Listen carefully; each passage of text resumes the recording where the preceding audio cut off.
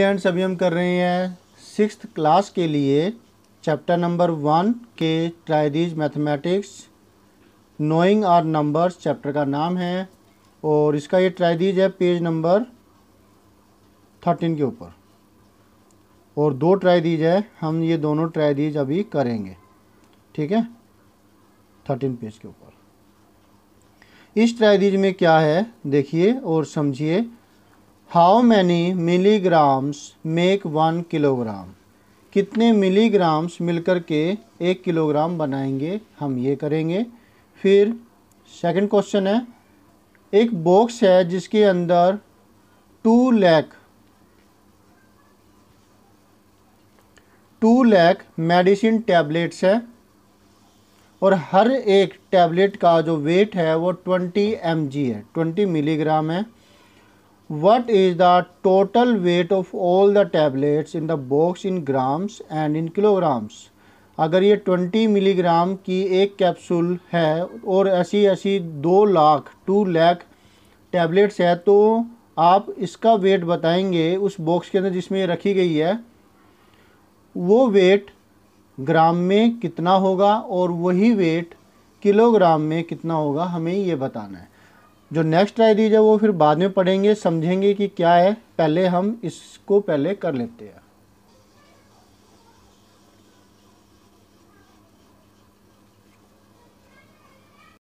तो मिली का मतलब तो आप समझते ही हैं।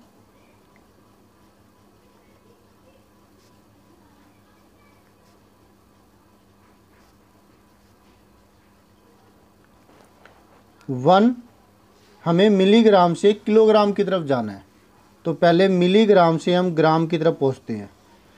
1 मिलीग्राम का मतलब होता है 10⁻³ ग्राम।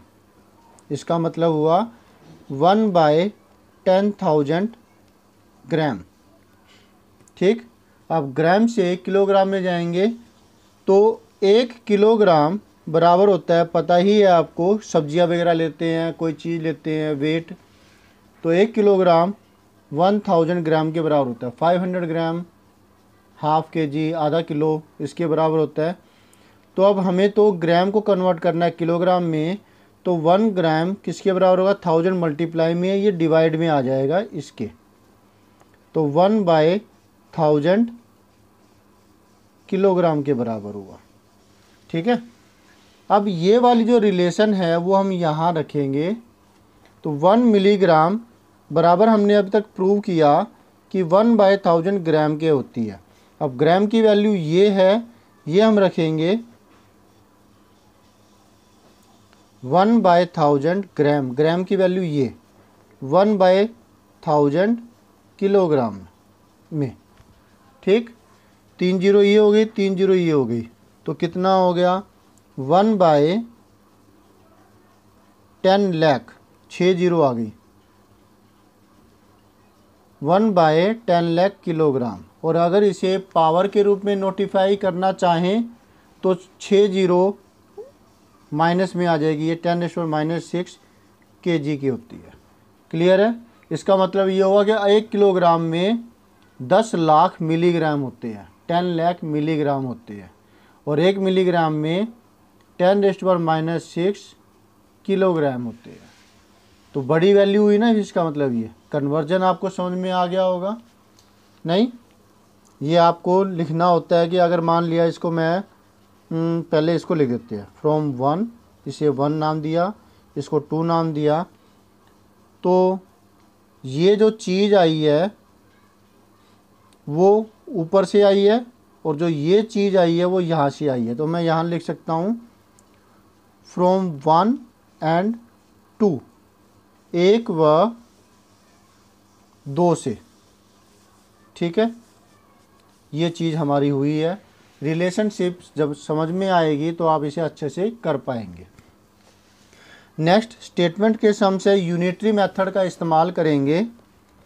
1 कैप्सूल, कैप्सूल की स्पेलिंग क्या है, टैबलेट, टैबलेट है, TABLET। 1 टैबलेट्स वेट वो है 20 मिलीग्राम, और ऐसी ऐसी कितनी है टैबलेट्स, 2 लाख, 5 जीरो है,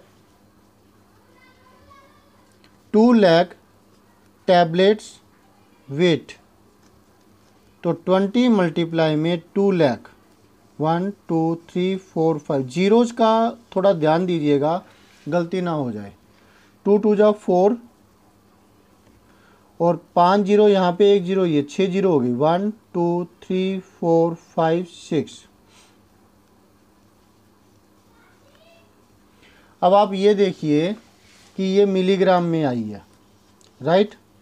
तो 1 मिलीग्राम, 1 मिलीग्राम कितने के बराबर होती है, हमें ये आंसर ग्राम में निकालना है और यही आंसर किलोग्राम में भी निकालना है। तो 1 मिलीग्राम की वैल्यू पुट कर देते हैं, जो कि होती है 1/1000 ग्राम की। तो फिर क्या हो जाएगा, ये 3 3 6 मल्टीप्लाई में मिलीग्राम की वैल्यू ये रख देते हैं, 3 जीरो काट दी, हमें मिला 4000 ग्राम। एक आंसर हमारा ये हो गया जो कि ग्राम में निकालना था, ठीक है। अब जो नेक्स्ट आंसर हमें निकालना है वो किलोग्राम में निकालना है।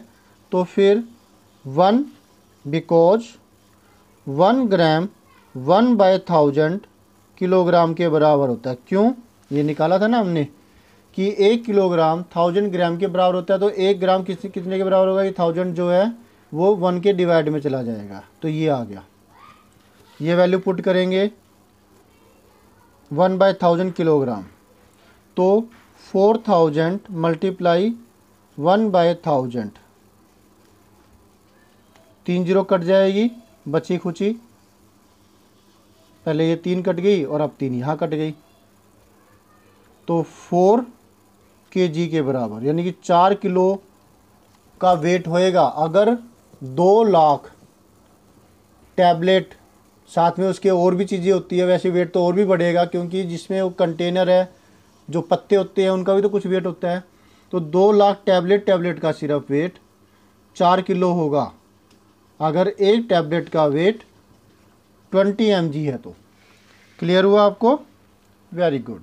तो इतना समझने के बाद अब हम नेक्स्ट जो ट्राइदीज है वो करेंगे। इसका एक बार स्क्रीनशॉट ले लीजिए, इससे नक्की हो जाए फिर हम।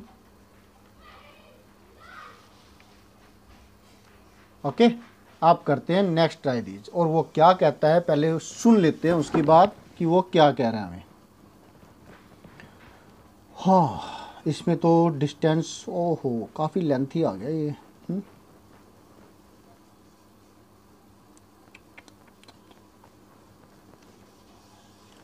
तो वीडियो स्टॉप कर दीजिए और पहले इतना अच्छे से कीजिए। अब जब आप ये अच्छे से कर जाएं, फिर आप नेक्स्ट ट्राइदीज के लिए आगे बढ़िएगा, नहीं तो कुछ भी समझ में नहीं आएगा, खिचड़ी पक जाएगी दिमाग में। ओके, अब आप क्योंकि पहले वाला कर चुके हैं, अच्छे से समझ चुके हैं, अब हम पहुंचते हैं नेक्स्ट ट्राइदीज पर। नेक्स्ट ट्राइदीज में क्या है वो समझिए। A bus started its journey and reached different places with a speed of 60 kilometre per hour. एक बस है, वो अपनी जर्नी स्टार्ट करती है और वो अलग अलग लोकेशन पर पहुंचती है। कैसे भला, इस रफ्तार के साथ 60 किलोमीटर पर आवर की रफ्तार के साथ अलग अलग जगह पर चल रही है, ठीक। Find the total distance covered by the bus from A to D। ए से डी तक पहुंचने में उसने टोटल डिस्टेंस कितना कवर किया। ये यहाँ पे है बस की जर्नी, ये यहाँ ये रहा, ए से बी पर गई, बी से सी पर, सी से डी पर, डी से ई पर, ई से एफ पर, एफ पर से जी पर, जी से वापसी ए पर आ गई। तो हमें निकालना डिस्टेंस ए से लेके डी तक पहुँचने में, तो हमें ये सारे प्लस करने होंगे। फिर नेक्स्ट क्या पूछा गया है, डी टू जी का, और इसी तरीके से आगे जैसे जैसे करते जाएंगे वैसे वैसे समझते जाएंगे। तो फिलहाल एक बार स्टार्ट करते हैं पहला ये वाला काम। Okay, let's do.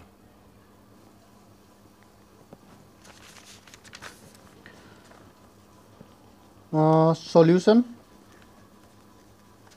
Try this two, page 13 ही है ना।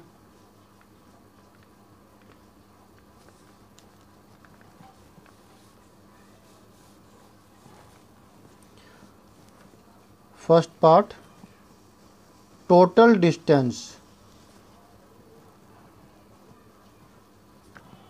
Covered by the bus from A to D. तो हम क्या करेंगे, ए से डी वाला जो डिस्टेंस है प्लस करेंगे, यहाँ पर है 4170 प्लस 3410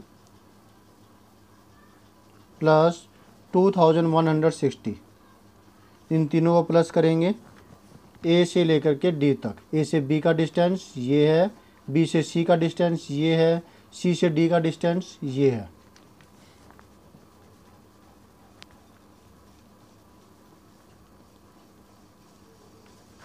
जीरो 718614 1 112461 43729 9740 किलोमीटर्स, ये आया डिस्टेंस। ठीक है, पहले का आंसर मिल गया। अब नेक्स्ट क्वेश्चन क्या कह रहे हैं, find the total distance covered by the bus from D to G, D से लेके जी तक का।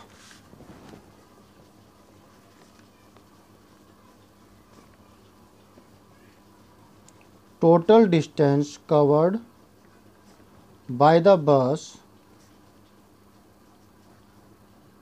From D to ji.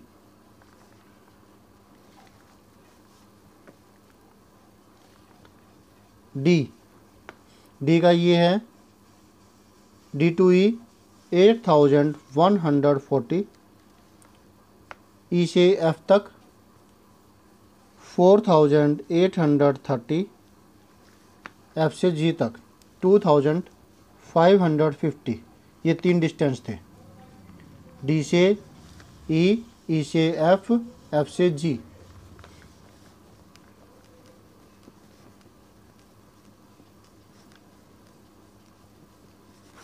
Zero 437512 1 112810 515 1 189413 to 15 15,520 kilometre ये डिस्टेंस है। मैं एक बार चेक करता हूँ इसको।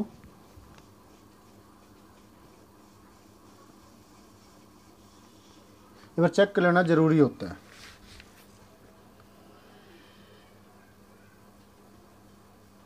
ठीक है, अब नेक्स्ट क्वेश्चन, नेक्स्ट पार्ट इसका, find the total distance covered by the bus if it starts from A and returns back to ए।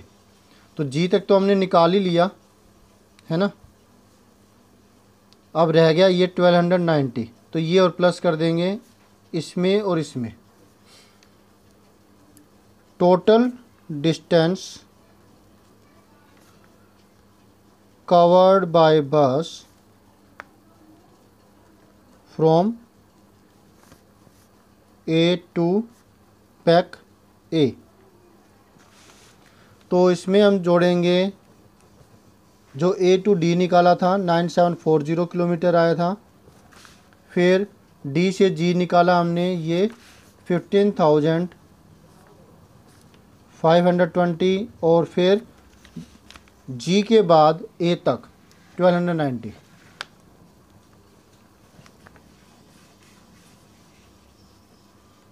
लिखना चाहे distance from A to D plus distance from D to G plus distance from G to A. आप चाहे तो सारे को भी एक साथ प्लस कर सकते हैं, लेकिन उसमें गलती के चांसेस बढ़ जाएंगे। जब इतना कैलकुलेशन कर रखी है तो क्यों फालतू का रिस्क ले। यही लिख देता हूँ मैं 9740 और एक 1290 0 246915 5 1 1566713 to 15 1 1569151 16 1 1 1 2।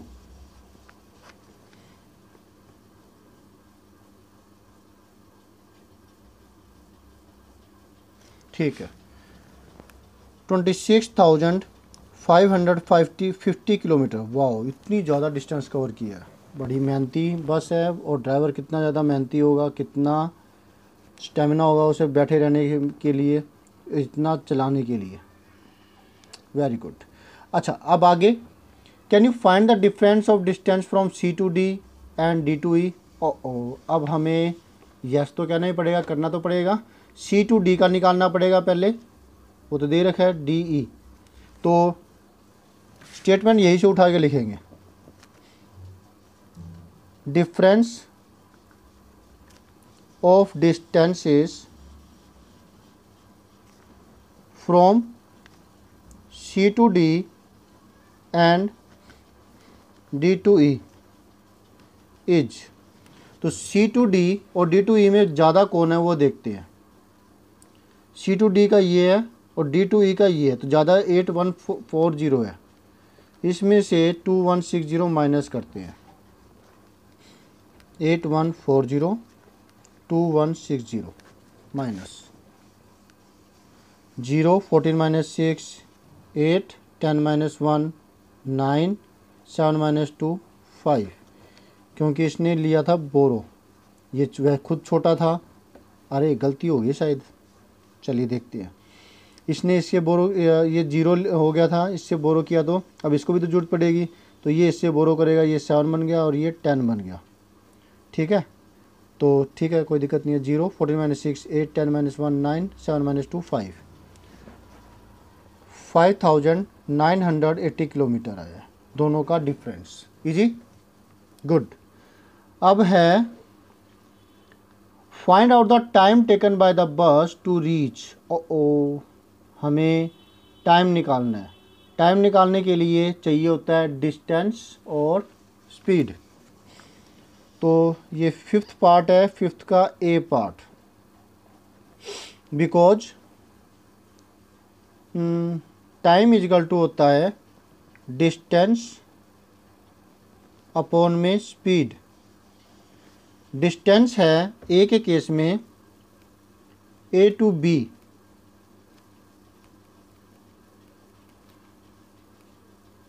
From A to B,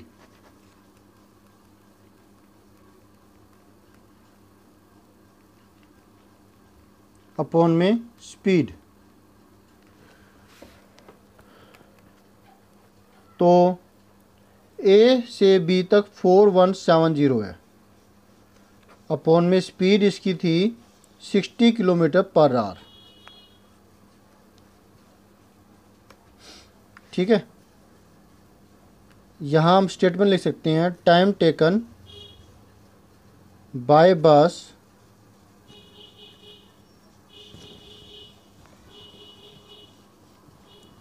for going, जैसे स्टेटमेंट अगर यहाँ पर भी है तो कर लेते हैं, to reach, time taken by bus to reach A to B. Statement हमने क्वेश्चन में से उठा ली, तो आसान हो गया। हम अपनी तरफ से भी बना सकते हैं। 0 से 0 कट गया। अब इसको पॉइंटों में निकालते हैं, जैसे भी आए। 417, ठीक है। अरे ऐसा करते हैं ना,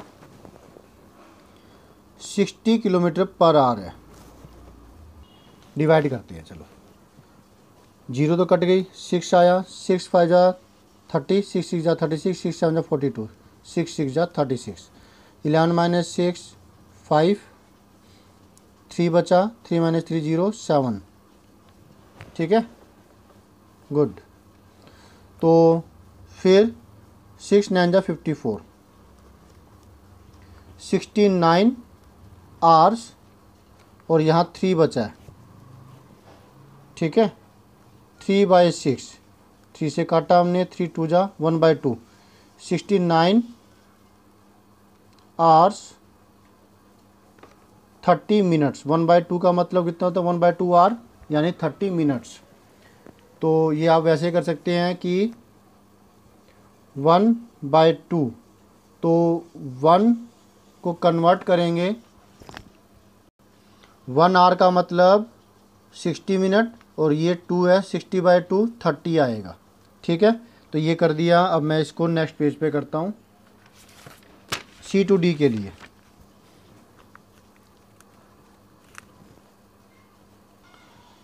time taken by bus to reach C to D statement हमने क्वेश्चन में से लिया है। Distance from C to D upon में स्पीड। सी टू डी का डिस्टेंस है कितना, ये तो देखें, ये रहा 2160 किलोमीटर। 2160, स्पीड वही 60, 0 से 0 कट गया। 216 को डिवाइड करेंगे 6 से, 6 3 जार 18, 11 माइनस 8 3, और पूरा कट गया ये। अब 6 उतारा, 6 6 जार 36 आवर्स, बहुत ज़्यादा टाइम लग गया। ठीक है, 36 आवर्स। तो सी से डी तक पहुंचने में 60 किलोमीटर पर आवर की रफ्तार के हिसाब से जो बस को टाइम लगा वो है 36 घंटे। समझ पा रहे, 36 घंटे कितने होते हैं, 1.5 दिन लग गया। 24 आवर्स का एक दिन होता है, बाकी बचे 12 आवर्स, तो 1.5 दिन का टाइम लगा है। बहुत लंबे लंबे रूट तय कर रही है बस। नेक्स्ट है ई टू जी। तो डिस्टेंस फ्रॉम ई टू जी वो कितना है वो चेक करते हैं। ई से जी, तो इसमें 4830 प्लस में ई टू एफ का आ गया इतना, और एफ टू जी का 2550 अपॉन में 60। इसको प्लस करेंगे तो आएगा 0 + 0 0, 538, टेंस के साथ प्लस कर दिया, और 100 को 100 के साथ, 5 8 13, 1 बचा, 1 2 3 3 4 7 बाई 60, 0 से 0 कट। अब ये 2 से डिविजिबल तो है, इवन नंबर है, 3 से है या नहीं, 7 + 3 10 8 18, क्योंकि ये 2 से भी डिविजिबल है और 3 से भी डिविजिबल है, इसका मतलब हुआ कि ये 6 से भी डिविजिबल है। पूरा टाइम आएगा। 6 × 1 = 6, माइनस किया 1 आया, 3 उतारा, 6 2 = 12, 8 उतारेंगे, 3 - 2 1, 6 3 = 18, 123 आवर्स। बहुत ज़्यादा है, बहुत ज़्यादा है, इतना टाइम लगा इसे। नाउ ई टू जी हो गया। अब है टोटल जर्नी। अरे रे रे रे, टोटल जर्नी, इतना ज़्यादा डिस्टेंस, उसको निकालते हैं। Time taken by bus in to reach total journey, ये लिख सकते हैं हम। इसमें मैंने लिखा to reach A to back to A, distance of total journey upon में स्पीड। हमने टोटल जर्नी तो निकाली थी ना, कितनी थी, ये रही 26550। गलती हो गई हो तो आप ठीक करके ही उसे कर लीजिएगा। ठीक, 26550, 0 से 0 कट गया। अब क्योंकि ये 2 से डिविजिबल नहीं है तो ये 6 से भी पूरा डिविजिबल नहीं होगा, तो कुछ फ्रैक्शन में आंसर आएगा, देखेंगे क्या होता है। 6 से डिवाइड करेंगे, 6 3 = 18, 6 4 = 24, 6 - 4 2, अगेन 6 4 = 24, 5 - 4 1, 6 2 = 12, 5 - 2 3, चलो 3 ही आया है तो ये तो हाफ आवर में आ जाएगा। 4 4 2, 3/6, 3 1 = 3, 3 2 = 6, 1/2, इसका मतलब हुआ 442 आवर एंड 30 मिनट्स। इतना इसे टाइम लगा टोटल जर्नी के अंदर। अरे रे रे, अभी तो सेकंड क्वेश्चन और है। तो थोड़ा रेस्ट कीजिए और पहले इसके स्क्रीनशॉट ले लीजिए और अच्छे से पहले इसको कीजिए, फिर हम करेंगे आगे का पार्ट। ठीक है, वीडियो काफ़ी लेंथी हो चुका है, पता नहीं यूट्यूब इतना लेंथी वीडियो लेगा कि नहीं लेगा, देखेंगे कुछ क्या होता है।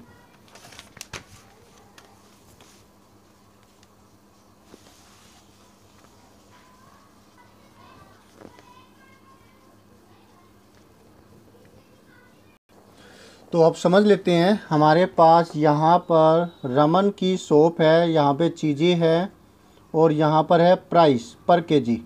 एप्पल्स 40 रुपये पर केजी, ऑरेंजेस 30 रुपये पर केजी, बड़े सस्ते मिल रहे हैं। कोम्स एक पीस 3 रुपये का। अब मेरे पास ये पुरानी पीडीएफ है, आपके पास शायद से नए रेट आ गए हो, बजट बदल चुका है, और बस इसे कंपेयर करके कर लीजिएगा। टूथ ब्रशेस एक जो है वो 10 रुपये का। ये तो बहुत पुराना टाइम का दे रखा डाटा, समझ लीजिएगा उससे कंपेयर करके। पेंसिल 1 रुपये की 5-5, 10-10 रुपये की आती है। नोटबुक 6 रुपये की 50-50, 60-60 रुपये की आती है। Shop cakes 8 rupees. ओके, अब यहाँ पर है sale during the last year. पिछले साल जो सेल हुई वो इतने केजी एप्पल्स बिके, इतने ऑरेंजेस, इतने केजी ऑरेंजेस बिके, 22,760 कॉम्स बेचे गए हैं। खरीदे नहीं, बेचे गए हैं। खरीदे भी है, बेचे भी है, बेचने में प्रॉफिट ज़्यादा है।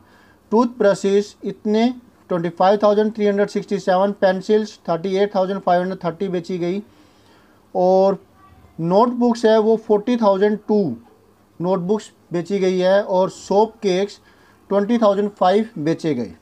Right, can you find the total weight of apples and oranges Raman sold last year. तो इसके लिए हम कर लेते हैं, एप्पल्स और ऑरेंजेस का टोटल वेट कितना है वो, तो ये फिलअप करना है आपको पहले, और फिर टोटल वेट आपको करना है। ठीक है, तो चलिए करते हैं। सॉल्यूशन 2,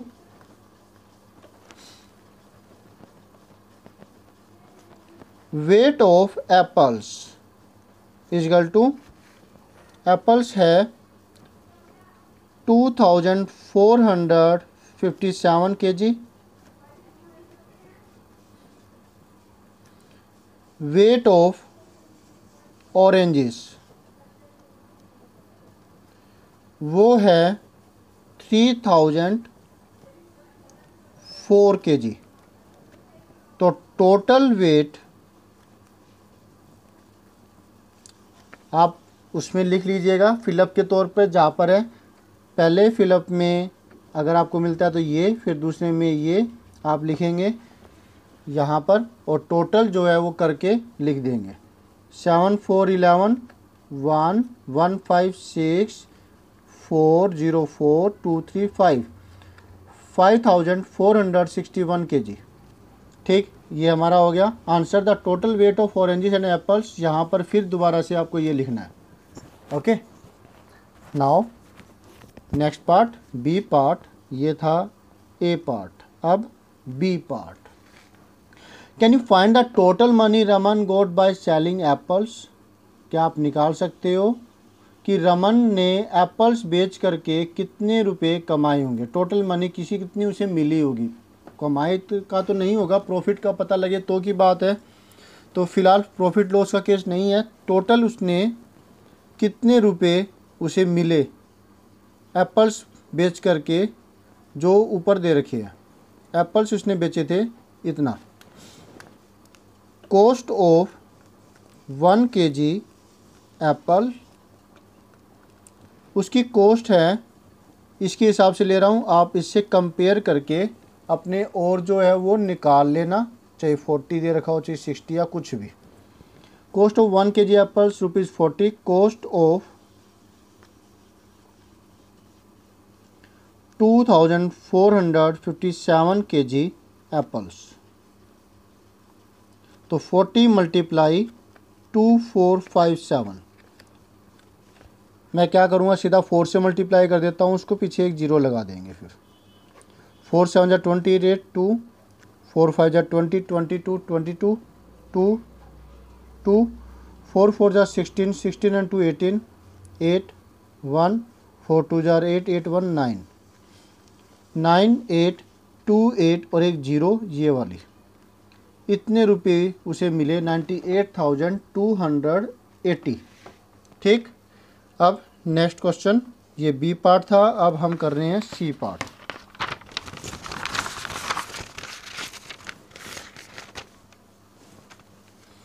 सी पार्ट में क्या है, can you find the total money Raman got by selling apples and oranges together, दोनों से। तो पहले ऑरेंजेस के निकाल लेते हैं, ऑरेंजेस के अलग से निकालने पड़ेंगे।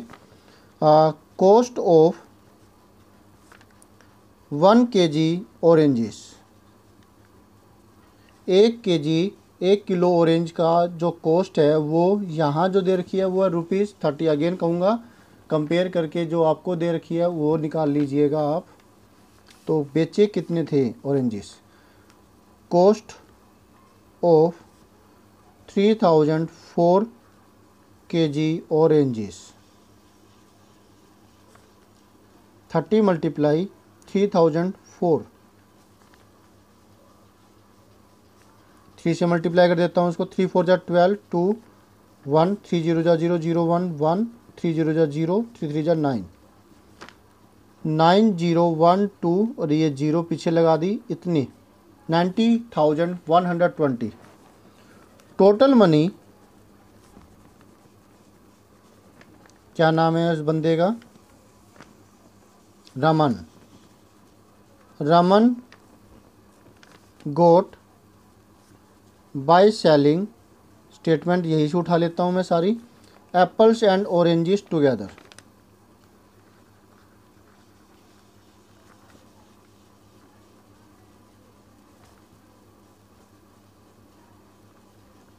इजिकल टू 90,120 तो ऑरेंजेस की है, और जो उससे मिला 98,280। मुझे डाउट है कहीं गलती ना हो, क्योंकि इसमें तो आंसर भी नहीं दे रखे, चेक करने हो तो आप खुद करके देखिएगा क्या यही आंसर आ रहे हैं क्या। मैं तो बड़े ध्यान से वैसे कर रहा हूँ।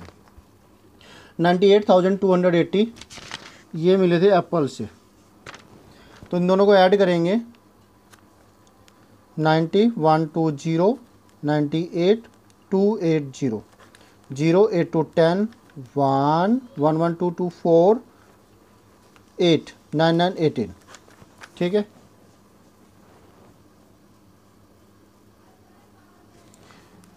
ओ बहुत ज़्यादा पैसे मिल गए,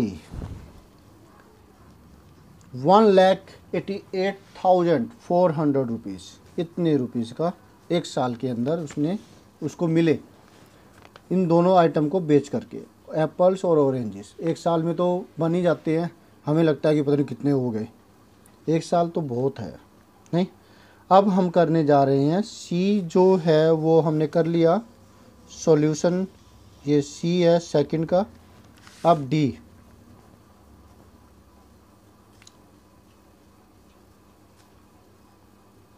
D, make a table showing how much money Raman received from selling each item. Arrange the entries of the amount of money received in descending order. और भी ज़्यादा मिल गई हमें तो ये काम। हमें क्या करना है, एक टेबल बनानी है जिसमें हमें हर आइटम को बेचने पर उसे कितने रुपए मिले वो निकालना है। फिर जो ये एंट्रीज आएगी हर आइटम से मिले पैसों की, रुपयों की, उसे हमें डिसेंडिंग ऑर्डर में करना है। फिर find the item which brought him the highest amount, फिर हमें जो वो आइटम निकालना है जिससे उसे हाईएस्ट अमाउंट मिली थी, और वो अमाउंट क्या है हमें वो बताना है। तो एक एक करके करेंगे। टेबल पहले बना लेते हैं। टेबल के लिए हमारे पास चीज़ें हैं 3 और 3 6 7 चीज़ें, 7 8 रो बनाएंगे और 3 कॉलम। कॉलम 3 ना बना करके 4 बनाए हैं मैंने, क्यों आपको क्लियर हो जाएगा। पहले में हम ये लिखते हैं, तो यहाँ पे लिखा आइटम, यहाँ रेट है, जो रेट है आइटम का, यहाँ वेट जो बेचा गया, और ये टोटल अमाउंट, ठीक है। ये टेबल मैंने फिल कर दी, ये आइटम हो गए, ये रेट हो गया रुपीज़ पर केजी, ये जो रुपी पर पीस है ये वाला ये अलग के हिसाब से आ गया, तो इसको आप समझ लीजिए। वेट जो बेचा गया है वो ये है, ये चाहे वेट है चाहे वो क्वांटिटी है, क्वांटिटी लिख दिया मैंने, या नंबर है, ये तीनों नंबरों में आएगा, ठीक है। तो इस क्लियर हुआ, मैं हटा देता हूँ, ठीक। और उसके बाद टोटल अमाउंट है वो हम करेंगे। टोटल अमाउंट के अंदर क्या चीज़ होगी, या मैं रेट ही कर देता हूँ, ये और चीज़ नहीं लिख रहा हूँ मैं, क्वांटिटी या नंबर जैसे भी है। टोटल अमाउंट, अब इसको इससे मल्टीप्लाई करेंगे, हमने ये निकाले भी थे ऑरेंजेस का। 90,120 आया था और एप्पल के केस में आया था 98,280, निकाला था ना ये। अब इसको इससे मल्टीप्लाई कर देते हैं। 3 0 जा 0, 3 6 जा 18, आप कॉलम मेथड का इस्तेमाल कीजिए। 3 6 जा 18, 1 3 7 जा 21, 21 एंड 1 22, 2 3 2 जा 22, 3 जा 66, 66 एंड 2 64, ठीक। 66 एंड 2 68, गलती हो जाती है अब ना। नेक्स्ट है, इसके पीछे सिर्फ जीरो लगा देंगे। 0 7 6 3 5 एंड 2, ओके। अब यहाँ पर 1 रुपये का एक है तो ये सेम टू सेम अमाउंट आ जाएगी 38,530। अब इसको 6 से मल्टीप्लाई करेंगे। इजी कैलकुलेशन दे रखी है, सिर्फ 6 2 जा 12 करना है और ये 0 यूज हो चुकी है, 2 0 रह गई। 1 2 6 4 जा 24,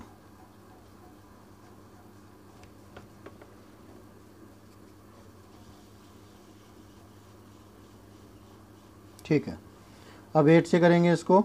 8 5 जा 40, ये यूज हो गई, 2 0। 8 2 जा 16, ये आ गया, ठीक है। वेरी गुड, मैं एक बार इसको चेक कर लेता हूँ, ये ठीक है बिल्कुल। और अब हमें इसको करना है इस डी के हिसाब से। Arrange the entries of the amount money received in descending order, in descending order.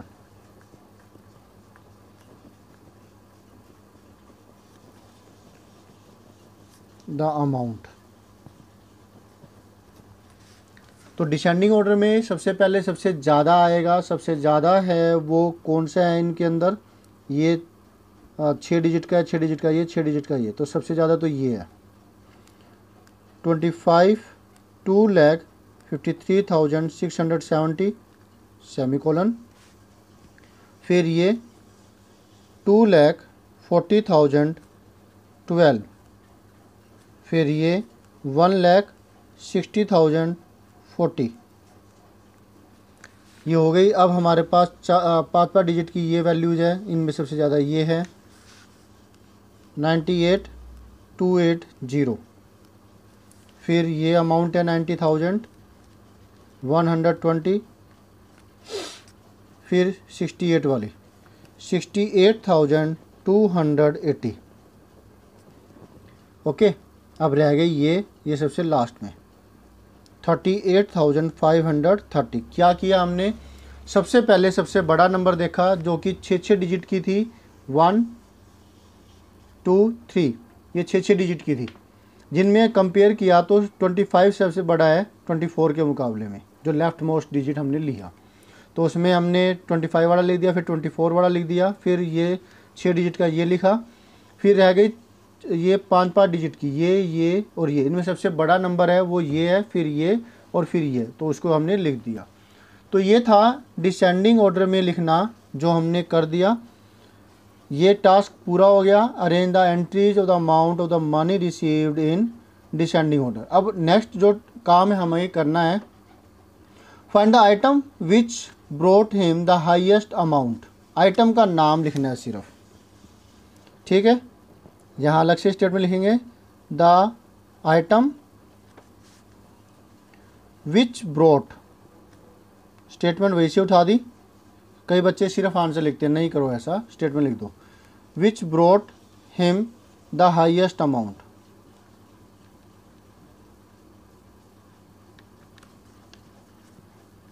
Amount is equal to, highest amount है वो ये वाली है और उसका नाम है टूथ ब्रशेस। तो सबसे ज़्यादा बिके। टूथ ब्रशेस सबसे ज़्यादा की तो बात नहीं कह सकते, बाकी इसकी वजह से अमाउंट उसको सबसे ज़्यादा मिली है। सबसे ज़्यादा में तो देखिए बहुत सारी चीज़ें हैं। वेट, जो वेट के अंदर लीजिए, कैसी लीजिए, अमाउंट की बात चल रही थी फ़िलहाल, तो ये वही है, टूथ ब्रशेज है। अब how much is this amount, अब अमाउंट बतानी है। द अमाउंट रिक्वायर्ड लिख देता हूँ, अब पूरा स्टेटमेंट लिखने की जरूरत नहीं है, जो ऊपर वाली है।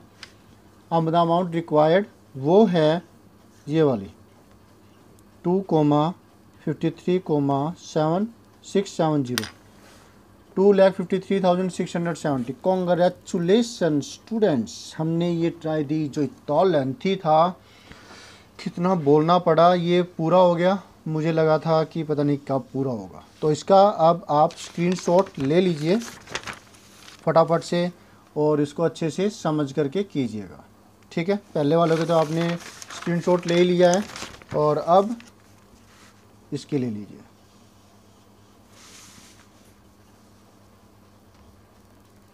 अब इतनी मेहनत करते हैं तो लाइक, सब्सक्राइब, शेयर, कमेंट और बेल आइकन के बटन को दबाना सब्सक्राइब करने के बाद बनता है। ओके बाय, मिलता है नेक्स्ट वीडियो में किसी और ट्राइडीज के साथ। शायद इसके अंदर और कोई बचा ही नहीं है।